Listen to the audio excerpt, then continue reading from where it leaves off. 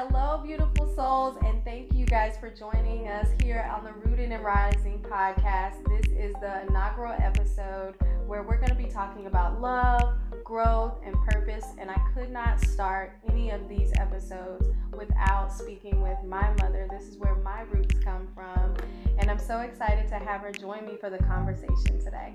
Hello, Mother. Hello, beautiful daughter. How are you doing? I'm well today. What about yourself? I'm wonderful. Thank you so much for joining me for this really important and powerful conversation. I know that you and I have had beautiful ups and downs in our mother and daughter relationship, and me really understanding so much about myself and who I'm becoming as a woman through your eyes. You know, my aesthetic, finding myself in my fashion, all of these beautiful components have come from you. So I'm really excited to have you join me today. Thank you so much. It's my pleasure. Now, can you introduce yourself to the world? Hello, world. My name is Janyce Avery. I'm the mother of two wonderful children, one of them sitting right here in front of me. Um, I always wanted a little girl, and I'm so blessed to have you. Oh, thanks, Mom. I Yeah. appreciate that. Mhm. We all know that little girls are the most interesting girls in the world, right? We are the most fun and gregarious, and we come in all different shapes and sizes and personalities. I too have two daughters and full of personalities with both of them. So I'm sure that you had your hands full because I do know who I am now. Well, I had my hands full trying to basically keep people from messing with you. You know, they would always say, "Oh, you need to do this and you need to do that," and I would say, "No, I don't. I need to let her be who she is. Oh. I need to let her stand on her own." So that was kind of, for lack of better words, older people used to say she was set in her ways. Yeah, I think that we come in with that sometimes too. Yeah. I think that when you're looking at your children, you're always able to kind of, see certain parts of their adventurousness, Mm-hmm. their personality, and I think that it was really beautiful in my growing up because that you set the tone, right? Mm-hmm. You gave me my wings early. Mm-hmm. You always said that you could do something. You were always supportive, and that's something that I've always carried on to my girls is being able to be supportive in Mm-hmm. them in anything that they wanted to do. I think that anything I wanted to try, you were always supportive of that, Mm-hmm. and anything that I kind of had an interest in, you kind of said, okay, well, let's check it out, whether it was art or music or dancing or theater. We're going to talk about my But theater it was so movements. important. It was so important because you needed to uh, find things that you enjoyed. I needed to know what things you enjoyed so I could give you more of it. Um, you always stood alone. And I don't mean like, oh, stood out. Let's go out. Mm-hmm. Uh, you, your spirit was one of being inquisitive. You wanted to know things. Uh, you wanted to know the why. Mm-hmm. And I remember that about you. You know, we would have little conversations. I remember one little conversation that I had with you about the number three. You know, it's like, don't ever get involved in threes. Oh, Yeah. yes. Uh, make 4, 6, always an even number, never an odd. Yeah. And I remember you coming back and saying, Mom, I understand exactly what you're talking about because you invited two of your other little friends and they were just pulling you every way but loose.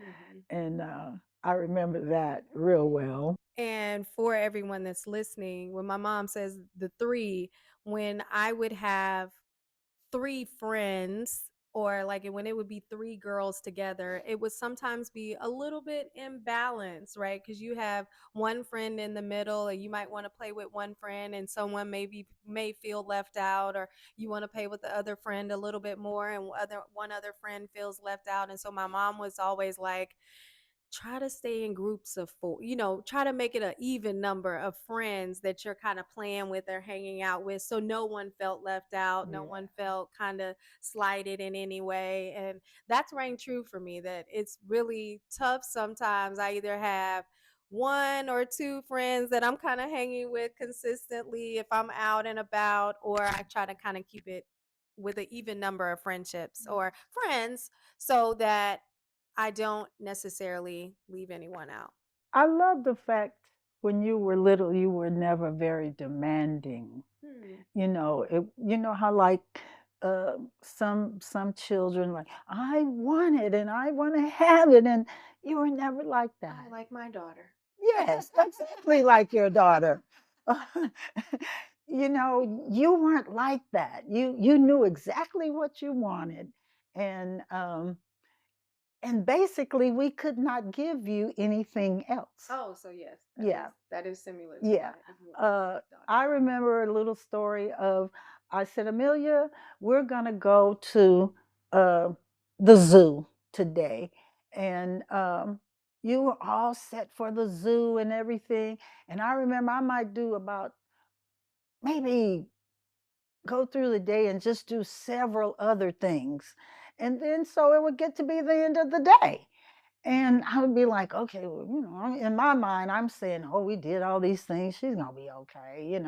And you would say, we never made it to the zoo.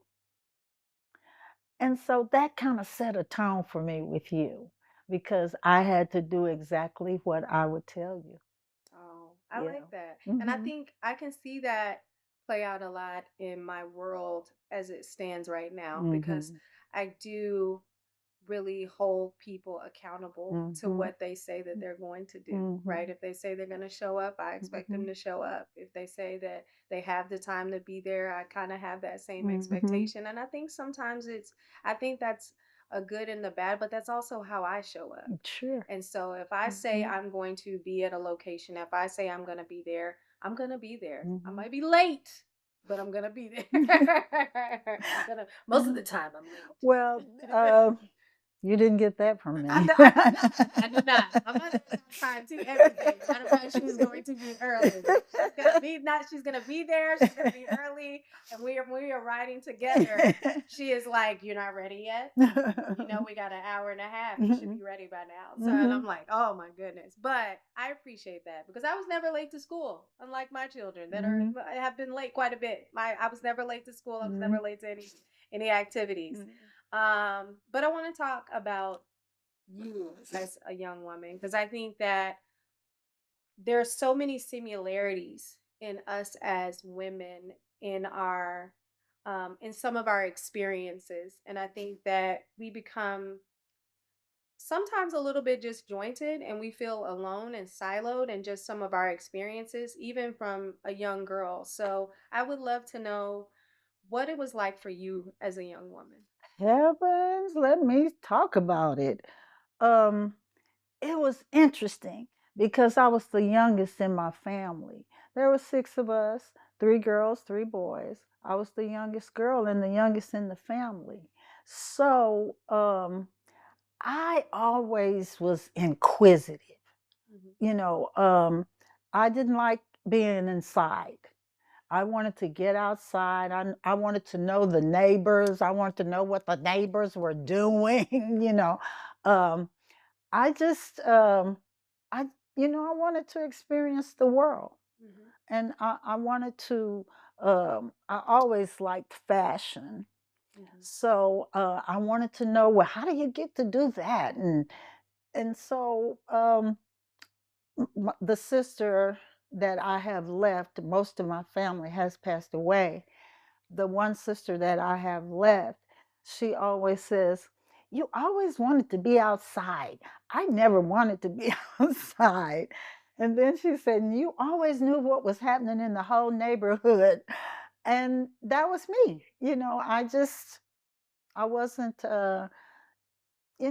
they were kind of, my older sister was so in charge. Mhm. My middle sister really did like to read. And so it was just kind of up to me to make my life, Mhm. to see what I liked and um, and basically because my parents were workaholics and they kind of turned us into that too. But Yeah. that's okay. We made it. Yeah. So Hmm. you really wanted to. I think as a young woman, what I hear you saying is that you were in a exponential state of discovery. Always, Yeah, and really wanting to always. discover so much of what the world had to offer you, right? And I think that, from what I know of your experiences, I think that that's rang true from your travels, becoming a flight attendant, opening up businesses, and just really being expansive in your way of being. Mm. You've always been on this quest to discover Mm. and learn more, right? I'm telling you, the internet is really messing with me. It's almost giving me too much.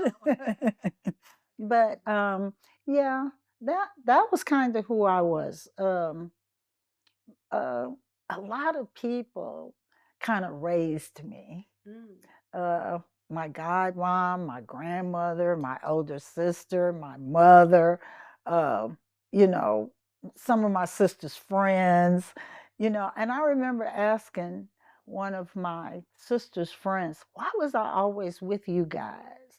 And she said, oh, you don't know? And I'm like, no, I don't know. She said, we couldn't go without you. mm, So it was kind of, I was kind of put in a position to see things mhm. uh, that maybe other young girls my age wasn't seeing. It wasn't. It was just older sister stuff. No, Right. nothing negative or anything like that. Just older, being around your older brothers and sisters, and you know, we couldn't, as children, we couldn't really do a lot of things like we couldn't go skating. We couldn't do anything that we were going to break an arm or break a leg. Mm, That just wasn't going to happen. And so, you had to kind of find your way, mhm. as far as creating other things for yourself to enjoy, Yeah. just to be able to enjoy your childhood. Yeah. Now, speaking of like things that you could and couldn't do, because I think that it would be great to give everyone some context into time period, Mm-hmm. because you were born in 1948. Mm-hmm. And so I'm guessing that around that was in like, the 50s and 60s era when Mhm. some of these things were taking Mhm. place. Mhm. And do you think that based on kind of what was happening in the world, like the civil rights movement, as well as, some of the economic constraints, really made it, um, kind of limited your parents from saying, don't do anything that can hurt yourself because we don't want to have to pay for that? Or like, Mhm. do you think that that was a component of what gave them certain limitations in like skating or, just entertainment? I'm pretty sure it probably had a lot to do with economics. There was six of us, Mm-hmm. so it's like you couldn't, broken arms and legs and stuff like that. That just wasn't an option, as far as my parents were concerned.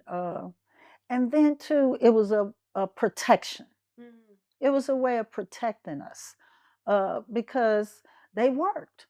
Mm-hmm. So it's kind of like it took me forever to realize that the lady across the street was really babysitting us. She never came to the house, but my mother knew everything that was going on. And I would say, well, how did she find? Until I was investigating and Mm. found out it was the lady across the street. Ah. Yeah. So, you know, it wasn't easy for them, I don't think. Mm-hmm. So that's why we had, uh, restraints and we couldn't do certain Mm-hmm. things. Um, Plus, I think I've talked about this before. As far as the civil rights were concerned and things like that, we we just weren't faced with those kinds of things. You know, we saw it on TV and stuff like that, but our community sustained us. Yeah.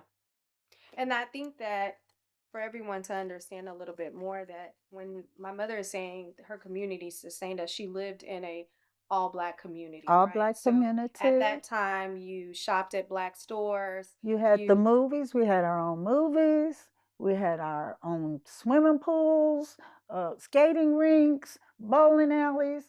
So it was no need to really venture out into other neighborhoods or other places because we had everything, including like at that time, in those days, they called them dry goods stores, but Mhm, they were just little department stores mhm, where you could get your shoes or, you know, my first pair of Chucks I saw at a place called Embers.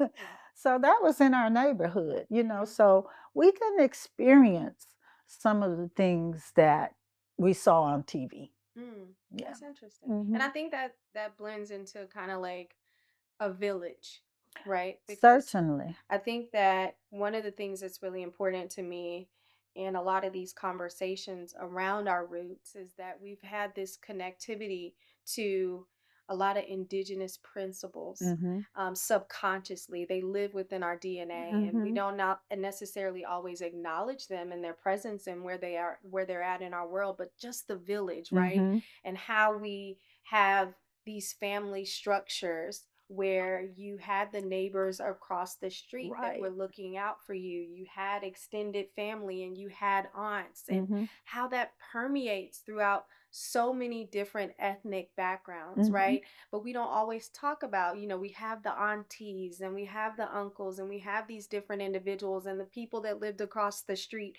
that were looking out for you Hmm. when you didn't know it, but that were part of your village, Hmm. right? And I think that that's a dynamic that we've lost Hmm. in our world because we have so many people that are afraid to Right. say anything to children. They're afraid to say, hey, come out of the street, or Hmm. your mama wouldn't want you out there Hmm. doing this thing, or there was always even a level of respect. I Hmm. remember Mr. and Mrs. Staten, Oh, right? you And they mentioned them.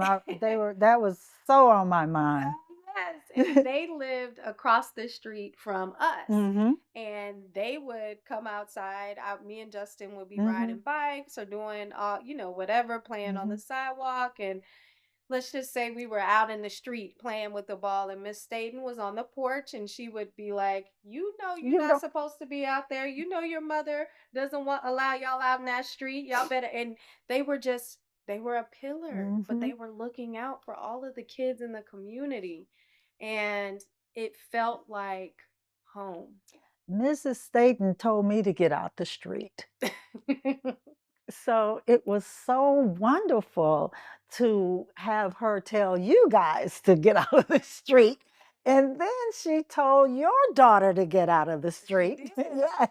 She did, Yes. right? Yes. And just just having that those generational bonds, Yes. right? And having those dynamics in families that I think that is so helpful, and really beautiful when we get a chance to really tap back into them.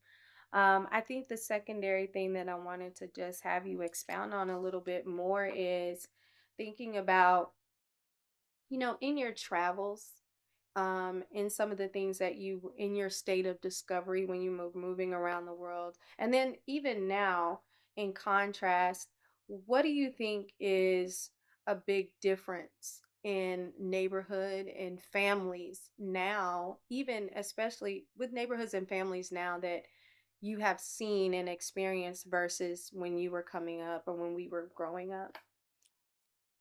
We're not friendly anymore. Mm-hmm. I mean, neighborly. Mm-hmm. I'll put it like that. It's one thing to come to a person with all kinds of, you shouldn't do this, you shouldn't do that, you don't have any business doing. Like we didn't have that as far as, you know, people, they talk to you. Mm-hmm. Um, you know, I don't know a place I've been where I didn't know my neighbors. Mm.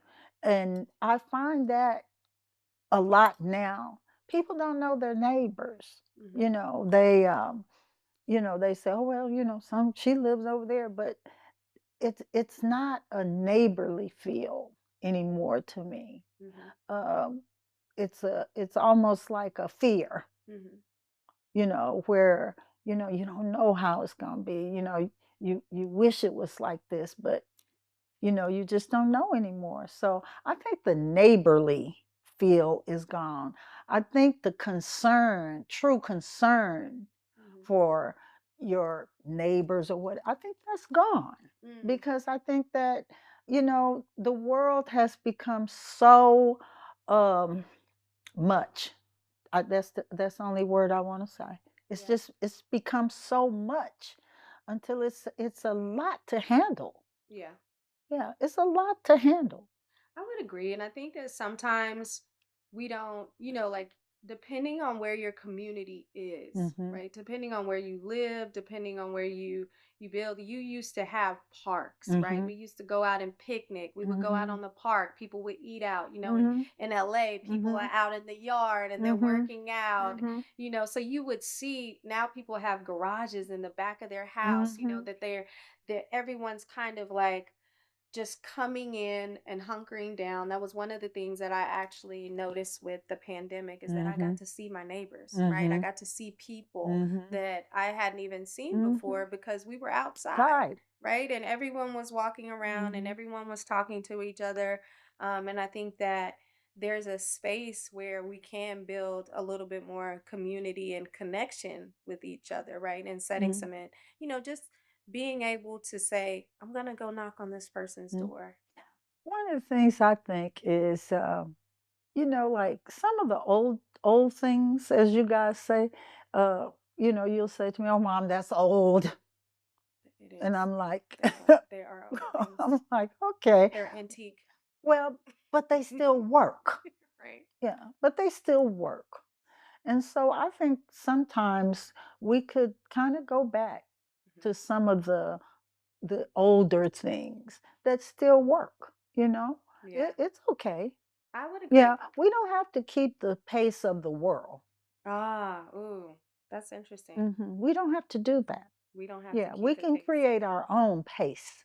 Oh, I Yeah. like that. Mhm. That's a gem, mom. Mhm. We can create our own pace. Yeah. Because I think in so many different avenues, in so many different spaces, we're so focused on trying to keep pace with Other things, other things and other everything else that's people. happening in the Mhm. world that Mhm. we just get a little bit lost Mhm. and creating our own pace. Mhm. I like that. That's good. I really I love mean, that. it's a good thing because you don't get all flustered Yeah. about things. Mhm. You know what your cadence is, Mm. and so you're able to keep that cadence. Yeah. Yeah, I and think that a lot of times we're so focused on achieving, right? exactly We're so focused on what we think achievement is, is. right? And Mhm. getting to the next level and expanding and achieving that we get lost in some of those spaces. I know for Mhm. me specifically, it's just kind of like I had a goal. I Mhm. had goals, right? And I've been Mhm. like, working and getting to the goal and getting to the goal and trying to get there and trying to acquire and trying to work and trying to do this thing. And I couldn't remember some of the moments and I wasn't even acknowledging myself in in getting to those achievements, right? Cuz once I got to one space, I'm on to the next thing, right? Mhm. And then now in this stage of my life, I was like, I don't have to go this fast. No. I don't have to get that thing, Mm-mm. right? It's like there is a there is this way that we think that it should be. And in my growth and in my journey, I'm learning to move away from the should. And what could this be? What can be created with this time? Mm. What I'm so glad to see you do is do things differently with your children. You take some of my, you take some of my advice, some of my path, but basically what I see is you're doing something very different with your children. And I like it. You know, I may not agree with all, but that's life, Mhm. and they're not my children. And so many people that don't feel that way though. And I think this is a good segue into like mother and daughter relations. Because I think that so often mother and daughter relationships are really strained. Oh.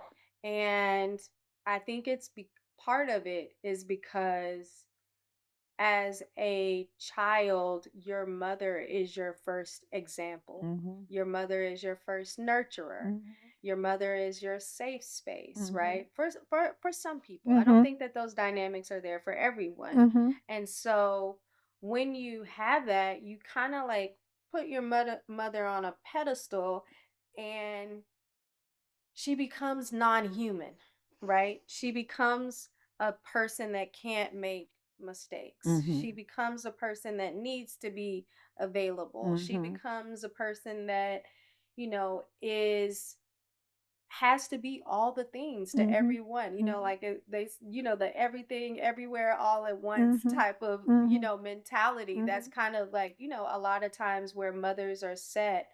And I know in our, um, you know, relationship and our growth and our healing, because we've had our challenges, Mhm. is that at this stage of my healing, I've been able to humanize you, Thank you. and I think that it's helped me to humanize even myself a lot Mhm. more as a mother. But I would love to just hear from you as a mother. What do you feel like the biggest challenge is in the mother and daughter relationship dynamic? Staying friends Hmm. and knowing when to go forward and when to move back. I think that's where mothers, uh, some mothers, I think that's where they kind of, you know, get all twisted because they are so uh, wanting to be impactful. Hmm. It kind of gets mixed up, kind of, Yeah. because it's like as much as you want your children to be independent and grow, that's as much as you want to keep them close to you as well. This conversation has been so amazing and so impactful for me, and a little bit emotional, I think, Mm-hmm. for both of us. So I'm really excited that we're going to continue this conversation in part two, where we're going Mm-hmm. to be discussing more about just some of the ins and outs of navigating motherhood and what it can look like, and then what does it look like to be in and out of survival mode while you're in it. And Mm-hmm. so I think that we're going to really enjoy much more of these conversations. Mm-hmm.